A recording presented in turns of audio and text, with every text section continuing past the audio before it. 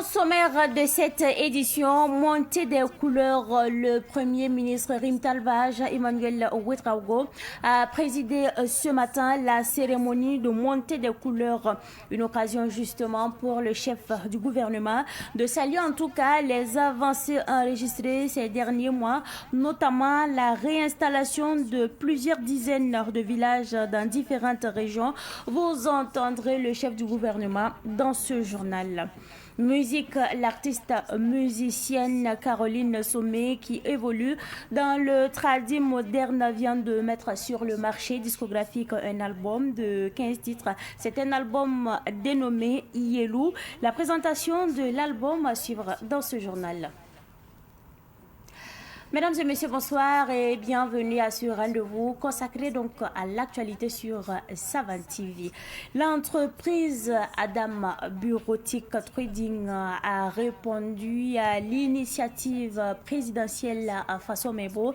Elle a participé ce samedi 30 mai 2026 à la pose de pavé avec son équipe à l'arrondissement 1 de la ville de Ouagadougou, situé donc sur l'avenue de la Révolution à Ouagadougou. C'est un reportage signé Madinatou Ouetraogo.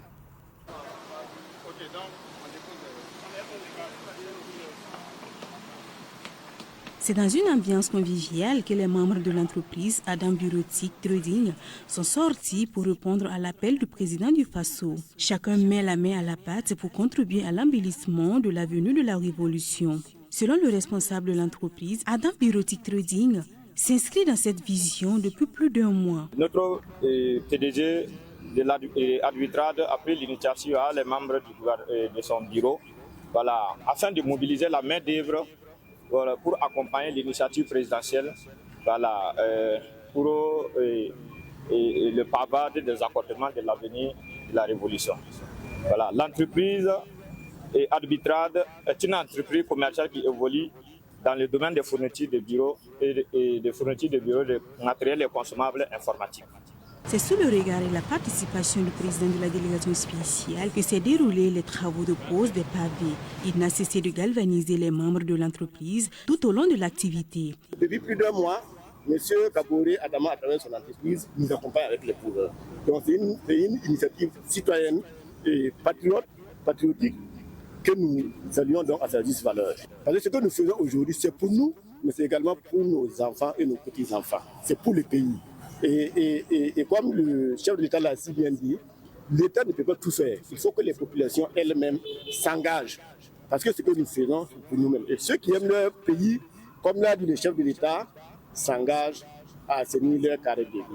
Et ce que nous faisons, c'est l'assainissement et réellement l'embellissement.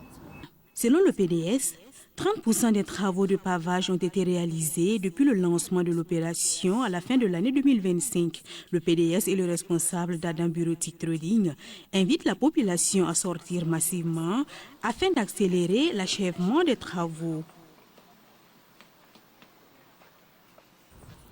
Je vous l'annonçais en titre, le Premier ministre Rim Talbaj, Emmanuel Ouedraogo, a présidé ce matin la cérémonie de montée des couleurs nationales.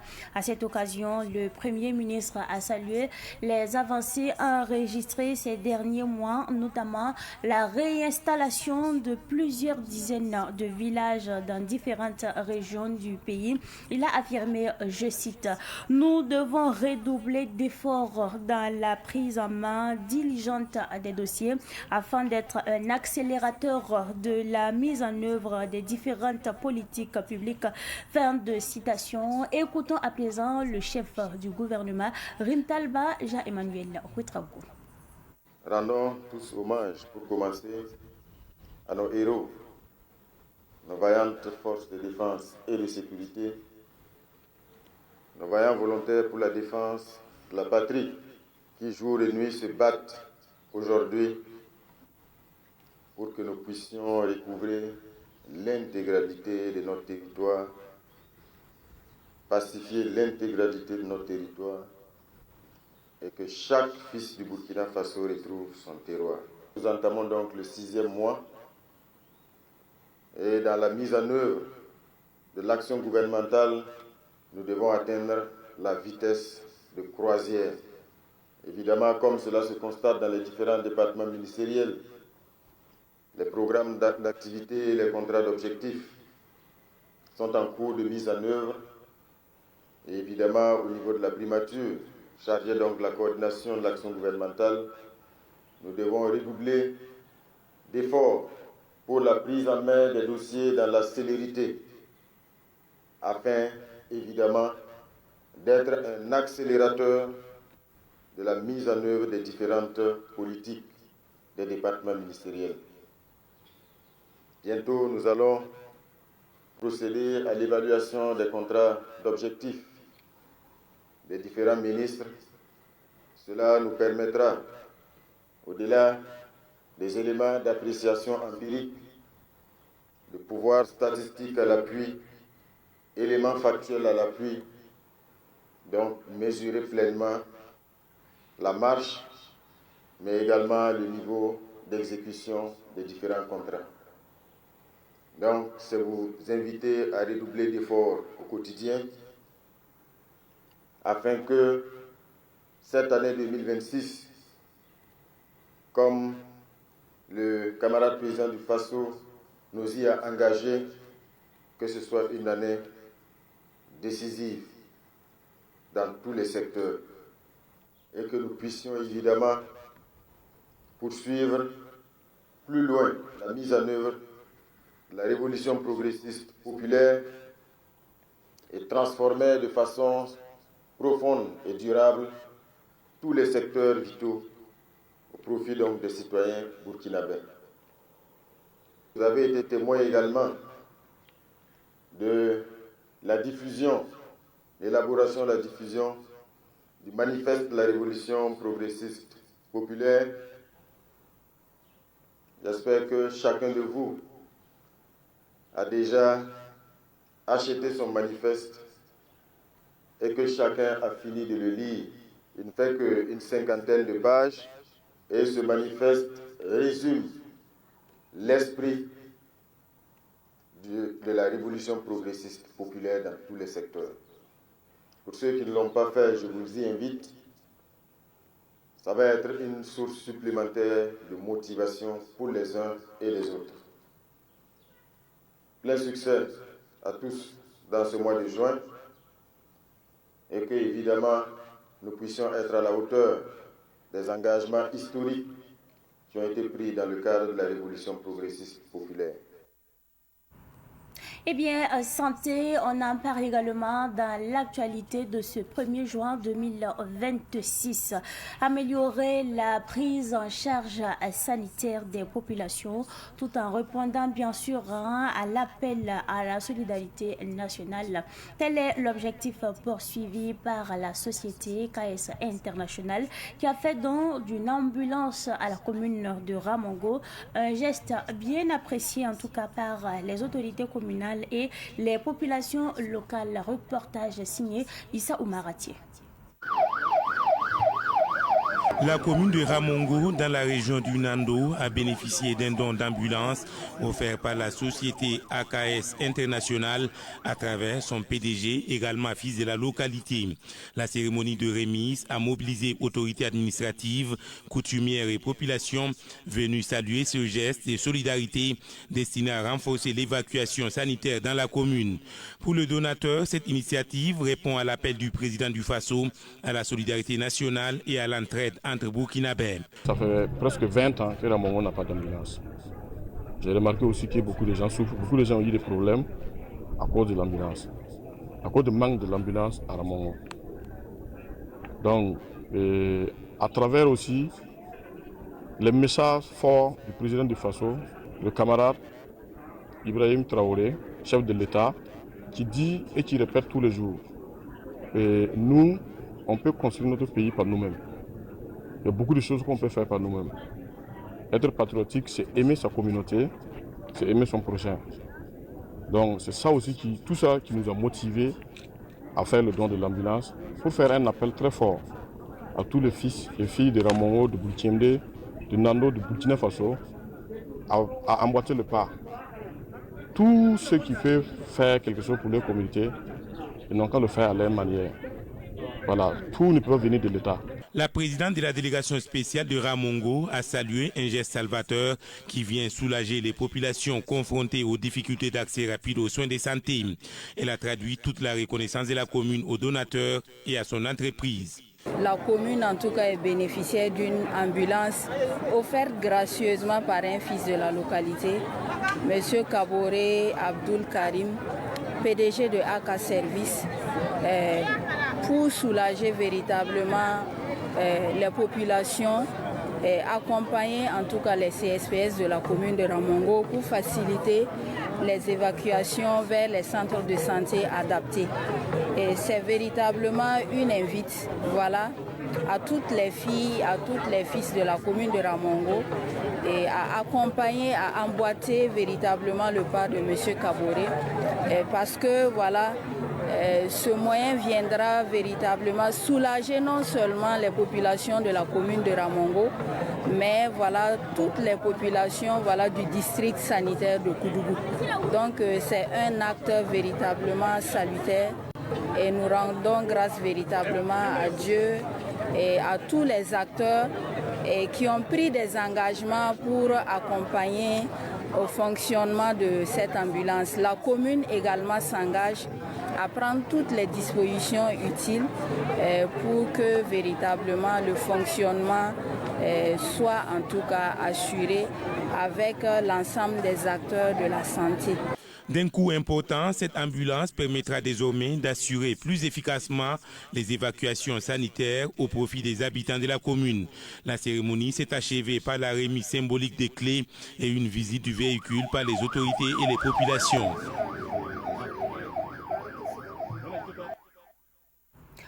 Mieux comprendre les risques professionnels pour mieux informer les populations, c'est l'objectif de cet atelier d'information initié par la Caisse nationale de sécurité sociale CNSS à l'endroit donc des professionnels des médias. Les journalistes sont outillés sur les enjeux de la sécurité et la santé au travail. L'atelier s'est déroulé vendredi dernier à Lumbila. Retour justement sur l'atelier avec notre reporter Daouda Yamugo.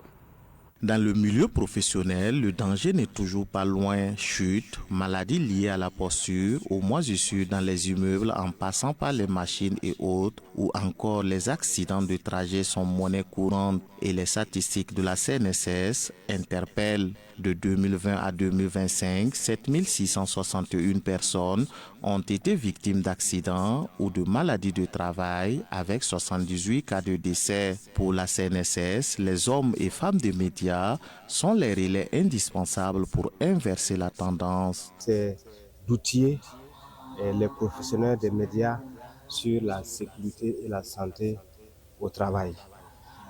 C'est également rappeler le rôle combien important de la CNSS en matière de prévention des risques professionnels, parce que nous sommes dans un environnement où les travailleurs sont exposés à beaucoup de risques. Les risques sont de divers ordres. Nous avons eu l'occasion au cours de nos échanges d'énumérer pas mal de risques auxquels sont exposés les travailleurs. Donc l'objectif, c'est vraiment de vous présenter l'état des lieux sur les risques professionnels, les mesures de prévention que nous déroulons pour pouvoir contribuer à la maîtrise de l'ensemble des risques, réduire les accidents du travail et les maladies professionnelles dont les conséquences sont souvent irréversibles pour les travailleurs. Le cadre juridique, rôle des comités de sécurité et mécanismes de prise en charge par la CNSS ont été passés au peigne fin. Pour les participants, cette immersion permet d'être des relais pour sensibiliser la population. Je vois le corpus juridique que je retiens, toute une panoplie de textes sur lesquels repose tout ce qui est en lien avec la santé et la sécurité sociale. Il y a aussi les risques liés, tout ce qui est lié au risque maladie, en lien avec l'environnement du travail. Et aussi l'employeur qui doit être le garant de la sécurité, santé, travail de l'employé, en attendant que la CNSS prenne le relais maintenant pour les questions de réparation. Mais avant, tout ce qui doit être mis en avant, c'est la prévention. Donc c'est tout un ensemble d'éléments que nous avons reçus aujourd'hui, bien sûr par le biais de la CNSS, pour en être des relais auprès des populations. Ce sont une vingtaine de journalistes qui ont participé à l'atelier de la Caisse nationale de sécurité sociale, CNSS.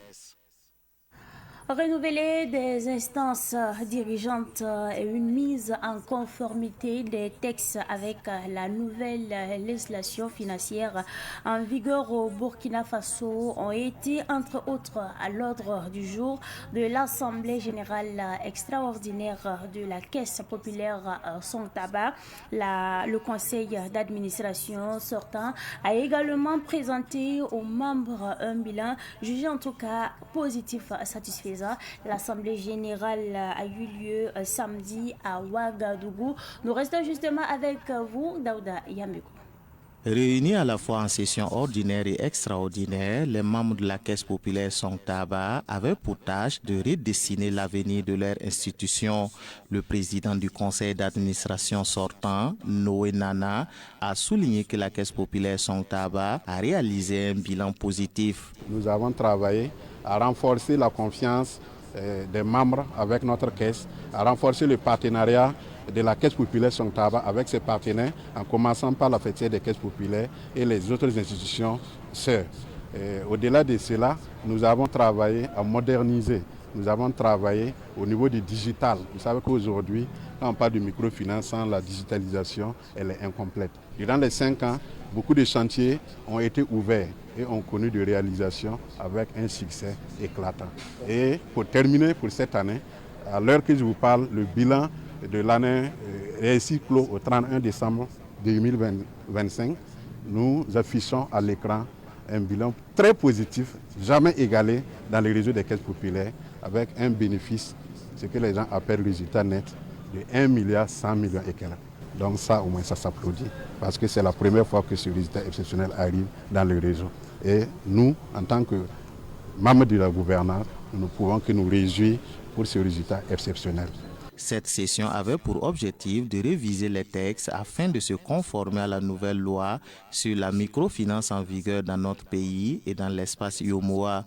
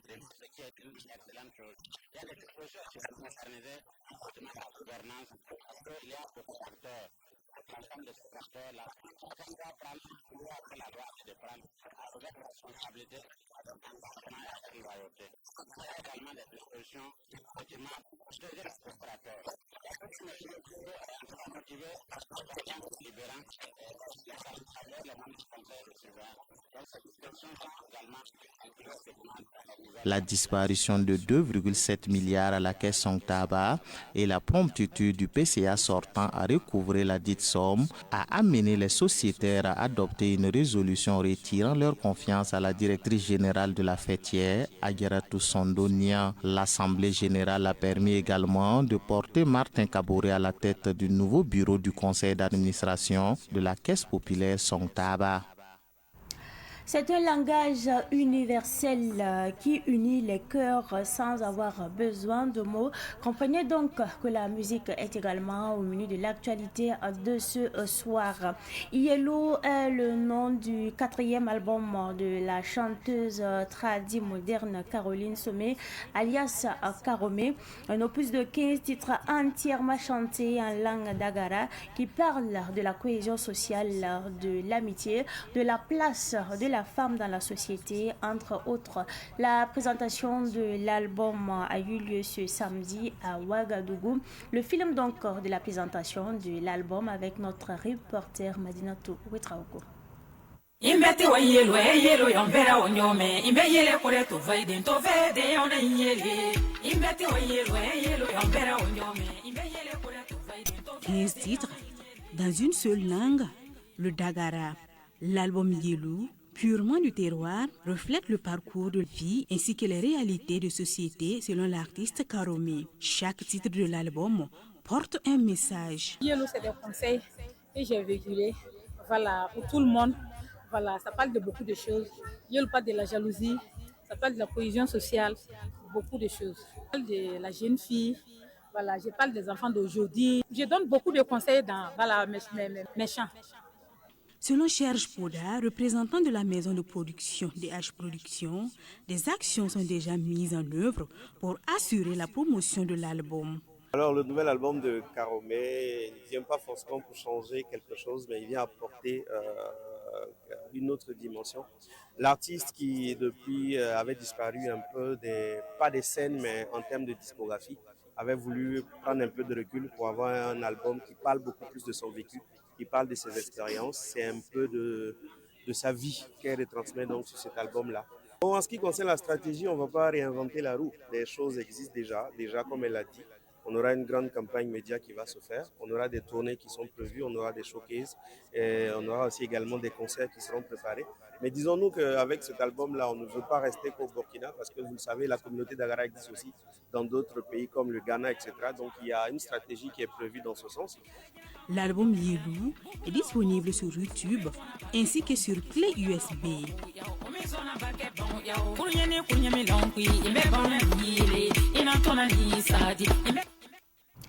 Actualité sportive à présent, les clubs de Bobo Dioulasso ont dominé le football burkinabé cette saison. Après le sacre de Raimo FC en Faso Foot Ligue 1, Vitesse FC s'est adjugé la 39e édition de la Coupe du Faso. La finale disputée hier dimanche au stade du 4 août à Ouagadougou. Vitesse FC est venu à bout du Sporting Club des Cascades à l'issue donc de la séance des tirs au but 6 contre 5. À l'issue de cette rencontre, l'entraîneur de Vitesse FC, Mamadou Zongo, a salué les efforts de l'ensemble de la famille du club et le travail accompli tout au long de la saison. Et de son côté, le coach du Sporting Club des Cascades, Drissa Nambé, a confié ressentir en tout cas une profonde douleur après avoir disputé 2 finales consécutives de la Coupe du Faso sans pour autant parvenir à décrocher le trophée. Il s'exprime au micro de notre reporter Ruben Wilson Nokotio. Vous avez remarqué l'entame du match a été difficile pour nous. Alors ils ont essayé d'emballer le match. On savait que les 20 premières minutes allaient être très très difficiles pour nous. Mais bon, malheureusement, on a donné une situation de but qu'ils ont marqué, donc on était obligé de courir derrière le score.